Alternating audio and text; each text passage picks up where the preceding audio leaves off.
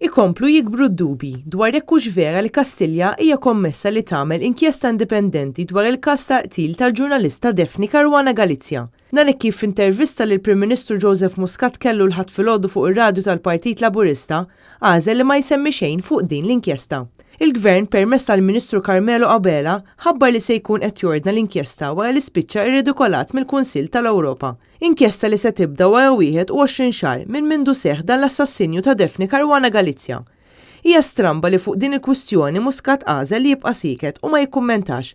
Fil-fatt kien il-Ministru għall-Affarijiet Barranin Carmelo Abela li ħabbar dan mhux il-Prim Ministru u dan laqqas ma għamlu f'pajjiżna iżda f'Londra waqt li kien qed jindirizza konferenza bit-tema il-libertà fil-medja.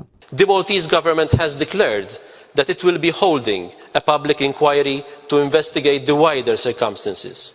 Il-kap tal-Partit Nazzjonalista Adrian Delija stqar li jeħtieġ li l-bord ta' inkjesta li se jinvestiga qtil ta' Daphne Caruana Galizia jkun tassew indipendenti u imparzjali u jkun maħtur bl-approvazzjoni tal-Parlament kollu u mhux biss bl-approvazzjoni ta' Joseph Muscat. Il-familja Caruana Galizia u l-poplu Malti wawċi bidritt jistennew li jsiru jafu il-verità kollha dwar l-assassinju ta' Daphne Caruana Galizia.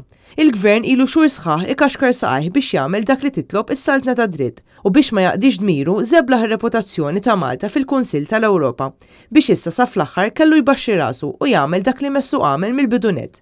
Jiġifieri jordna inkjesta li tkun waħda indipendenti u pubblika.